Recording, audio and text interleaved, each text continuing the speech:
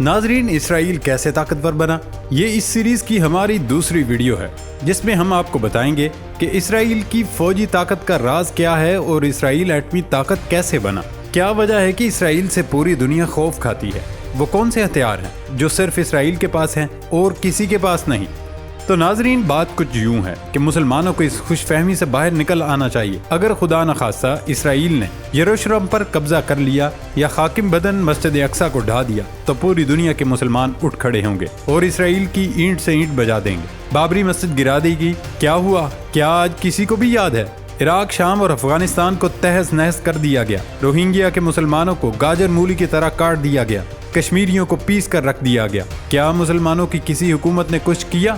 بڑھ کے ہم اچھی طرح مار لیتے ہیں مگر اصلاح احوال کے لیے کچھ کرنے پر آمادہ نہیں۔ جو کام ہمارے کرنے کے ہیں وہ بھی ہم نے اللہ پر چھوڑ رکھے ہیں۔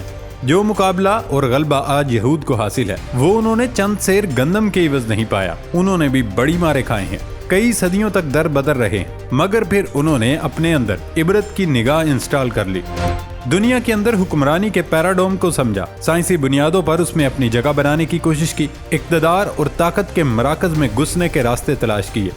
آپ نے کبھی سنا کہ کسی ملک میں یہودی آپس میں لڑ پڑے اور ایک دوسرے کا خون بہایا؟ نہ ہی آپ نے کبھی سنا ہوگا کہ کوئی یہودی کسی دشمن ملک یا مذہب کے پیروکاروں کے ہاتھوں بک گیا اور اپنے ضمیر اور ایمان کا سودا کر کے اپنے ہی لوگوں سے غداری کا مرتکب ہوا۔ ناظرین، اسرائیل کے بارے میں دنیا میں ہمیشہ سے ایک تجسس رہا کہ اس انتہائی چھوٹے سے ملک کا شمار دنیا کے طاقتور ممالک میں کیسے ہوتا ہے۔ عام طور پر وہاں کوئی غریب نہیں ملتا، وہاں کے لوگوں کی اوسط تنخواہ اتنی ہے کہ پاکستان میں لوگ حیران رہ جائیں گے۔ اس میں کوئی شک نہیں کہ اسرائیل اپنے شہریوں کو خوشگوار زندگی فراہم کرتا ہے۔ وہاں طب، تعلیم، تحقیق اور زراعت میں زبردست کام کیا گیا۔ پچھلی چند دہائیوں سے وہاں کی کرنسی کا شمار دنیا کی طاقتور ترین کرنسیوں میں گنا جاتا ہے۔ سب سے پہلے آپ کو بتاتے چلیں کہ اسرائیل کا رقبہ صرف 21,937 مربع کلومیٹر ہے۔ اعداد و شمار بتاتے ہیں اسرائیل ایک ایسا ملک ہے جس کی معیشت بہت مضبوط ہے۔ وہاں کام کرنے والے ہر شخص کی اوسط تنخواہ تقریباً 3,371 امریکی ڈالر یعنی تقریباً 10 لاکھ روپے ہے۔ تاہم وہاں ہر شخص کی اوسط آمدنی تقریباً 40,000 امریکی سالانہ ڈالر ہے۔ اسرائیل میں کل 16 شہر ہیں جن میں سے 10 بڑے شہر اور 6 اضلاع ہیں جو کہ انتظامی لحاظ سے سب سے اہم ہیں۔ دوستو، اسرائیل دنیا کا واحد ملک ہے جو خواتین کو لازمی بھرتی کرتا ہے۔ یہ شاید واحد ملک ہے جہاں فوج میں مرد اور خواتین تقریباً برابر ہیں۔ اسرائیل کو اپنے دفاع کے لیے اپنی فوج اور ہتھیار بھی تیار کرنے تھے۔ یہ امریکہ اور روس کے بعد ہتھیاروں کا سب سے بڑا برآمد کنندہ بھی ہے۔ اسرائیلی فضائیہ دنیا کی چوتھی بڑی فضائیہ ہے۔ ویسے اسرائیل نے کبھی جنگ نہیں ہاری، تاہم ایران نے حال ہی میں اس کی فوج کی طاقت پر سوالات اٹھائے ہیں۔ ناظرین، یہودیوں کا کمال یہ ہے انہوں نے اسرائیل کے ذریعے اپنی گمشدہ 2,500 سال دریافت کر لیے ہیں۔ اسرائیل کے رہنما جب کلام کرتے ہیں تو ان کے لہجے میں 60 سال کی نہیں 2,500 سال کی گونج ہوتی ہے۔ امریکہ کے نائب صدر جوزف بائیڈن نے اسرائیل کے حالیہ دورے میں اسرائیل کے بارے میں جو کچھ کہا اس کا مفہوم یہ تھا کہ امریکہ اور اسرائیل ایک روح اور دو قالب ہیں۔ امریکہ اسرائیل سے ہے اور اسرائیل امریکہ سے۔ اسرائیل کا نقصان امریکہ کا نقصان ہے اور اسرائیل کا فائدہ امریکہ کا فائدہ ہے۔ مگر اس کے باوجود اسرائیل نے جوزف بائیڈن کی اسرائیل میں موجودگی کو نظر انداز کرتے ہوئے اعلان کیا کہ مشرقی بیت المقدس میں 1600 گھروں کی تعمیر کے منصوبے پر عمل جاری رہے گا۔ غور کیا جائے تو یہ اعلان نہیں تھا، امریکہ کے منہ پر تمانچہ تھا، اس لیے کہ جوزف بائیڈن نے اسرائیل کی شان میں قصیدہ پڑھنے کے باوجود اسرائیل سے کہا تھا کہ وہ گھروں کی تعمیر کے منصوبے کو منجمد کر دے۔ لیکن اسرائیل نے گربہ کشتن روز اول کے مصداق امریکہ پر واضح کر دیا کہ اس کے مطالبے پر عمل درآمد ممکن نہیں۔ امریکہ کے لیے یہ صورتحال غیر متوقع تھی اور امریکہ کی وزیر خارجہ ہیلری کلنٹن نے اسرائیل کے اس اعلان کو توہین آمیز قرار دیتے ہوئے مطالبہ کیا کہ اسرائیل اپنے اعلان پر معذرت کرے۔ لیکن اسرائیل کے وزیر اعظم بنیامین نتن یاہو نے معذرت کی بجائے منصوبے کو جاری رکھنے کا اعلان کیا۔ اس صورتحال نے امریکہ اسرائیل تعلقات میں ایک بحرانی صورتحال پیدا کر دی ہے۔ لیکن یہ بحرانی صورتحال منظرنامے کا ثانوی پہلو ہے۔ منظرنامے کا بنیادی پہلو اسرائیل کی بے پناہ قوت اور اس کا وہ تکبر ہے جو عربوں کو کیا امریکہ کو بھی خاطر میں لانے پر تیار نہیں۔ امریکہ اسرائیل تعلقات کے مذکورہ منظرنامے کو دیکھا جائے تو کہا جا سکتا ہے کہ دنیا کی واحد طاقت امریکہ نہیں اسرائیل ہے۔ یہاں سوال یہ ہے کہ اسرائیل کی اس بے پناہ طاقت کا راز کیا ہے؟ یہودیوں کی تاریخ یہ ہے کہ وہ جہاں جاتے ہیں طاقت کے سرچشموں پر قبضہ کی کوشش کرتے ہیں۔ मुस्लिम स्पेन की तारीख का मुतालिया किया जाए तो यहूदी मुसलमानों की बेमिसाल रवादारी से फ़ायदा उठाते हुए और दरबार की दुनिया दोनों जगह मुतहरक नजर आते हैं। यहूदी यूरोप आए तो यहाँ भी उन्होंने इल्म इबलाग और मालियात के शोबों पर कब्जा जमाया। यहूदियों के साथ हिटलर का जुल्म तस्लीम, मगर इसकी वजह यह थी कि हिटलर ने जर्मन बैंकों से अपनी असलहा साजी की सनत के लिए कर्ज तलब किया और जर्मनी के बैंकारी निज़ाम पर यहूदी काबिज थे। दोस्तों, इस मुल्क में 9 मिलियन से कम बाशिंदे हैं। बहरहाल उन्होंने 10 गुना बड़े ममालिक के खिलाफ जंगें जीती हैं। दोस्तों, इसराइल के नए वजीर खारजा यार लैपिड ने भी गुज़श्ता रोज ये बावर कराया कि उनका मुल्क ईरान को जोहरी हथियार हासिल करने से रोकने के लिए वो सब कुछ करेगा जो उसके बस में है। इससे कबल 1981 में इसराइल एक मुक्तदर रियासत में घुसकर उसके जोहरी रिएक्टर पर फिजाई हमला करके उसे मुकम्मल तौर पर तबाह कर चुका है। इसराइल ने इराक के ओसिराक जोहरी रिएक्टर को 8 F-16 लड़ाका तैयारों की मदद से तबाह किया था। चाहे वो कुछ कहे या ना कहे, लेकिन ये हकीकत है कि इसराइल एक गैर एलानिया न्यूक्लियर रियासत है।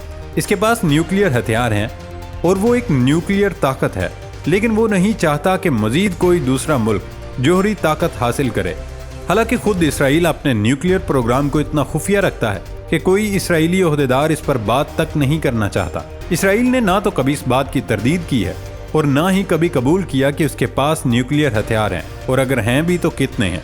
लेकिन असल सवाल यह है कि इसराइल ने एटमी ताकत बना कैसे और उसने उसे कैसे छुपाया। इसराइल की एटमी ताकत बनने की जदोजहद, उसकी पैदाइश और उसके पहले वजीर आज़म डेविड बिन गोरियान से ही शुरू हो गई थी, जो इसराइल की बका की जमानत के लिए जोहरी हथियारों के हसूल के हामी थे। लेकिन इस नौमौलूद रियासत के लिए महदूद मुआशी, तकनीकी और अस्करी वसाइल के साथ इस जदोजहद को आगे बढ़ाना नामुमकिन था।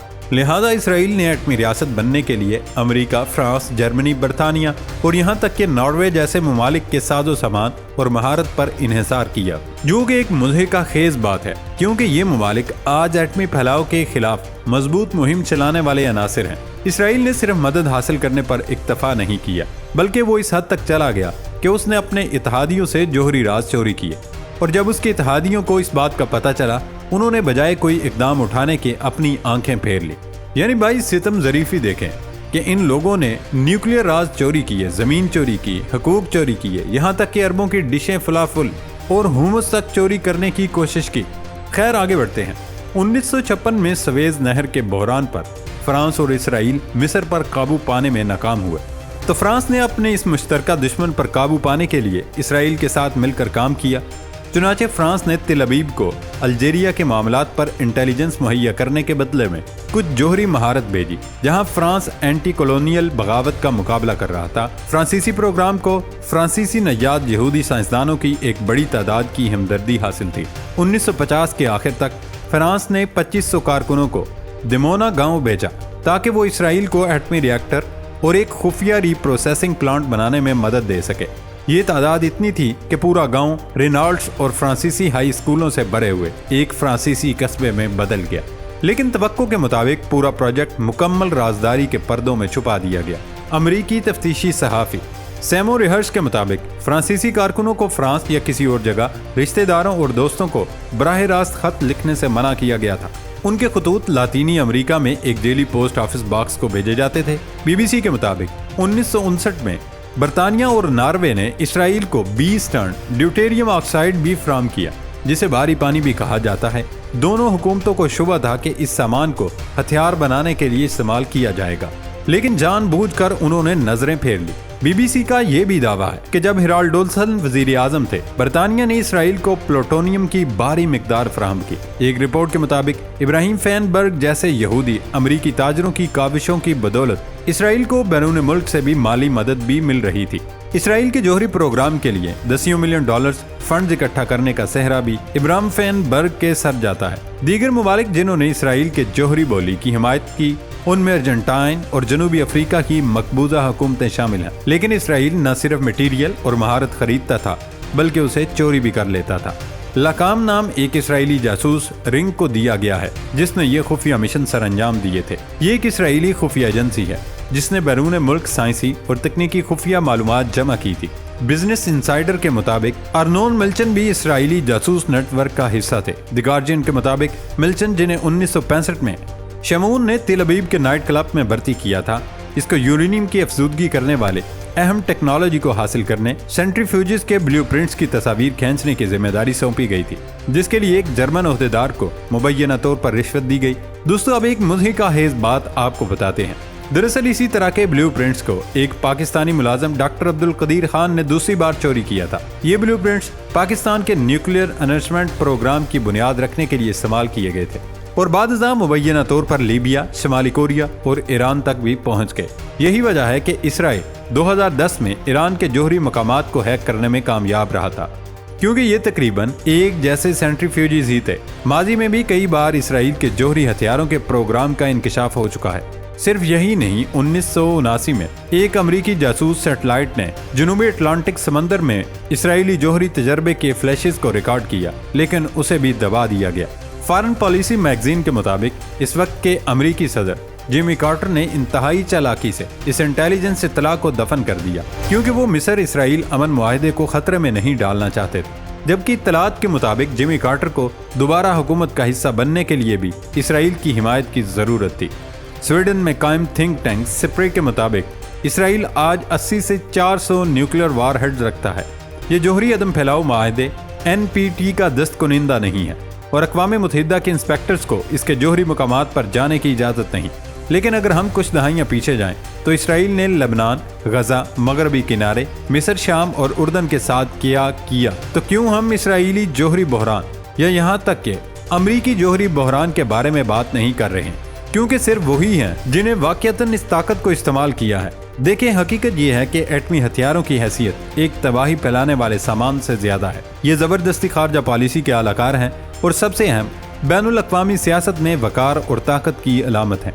लेकिन चंद अक़वाम का एक ख़ुसूसी क्लब नहीं चाहता है कि ये दूसरों के पास भी हो। सो इस तरह इसराइल ने फौजी ताकत हासिल की और पूरी दुनिया पर काबिज हो गया। ये कहानी थी इसराइल के जोहरी हथियारों की। इसके बाद तीसरी किस्त में हम आपको ग्रेटर इसराइल के हवाले से मुकम्मल तफसीलात बताएंगे।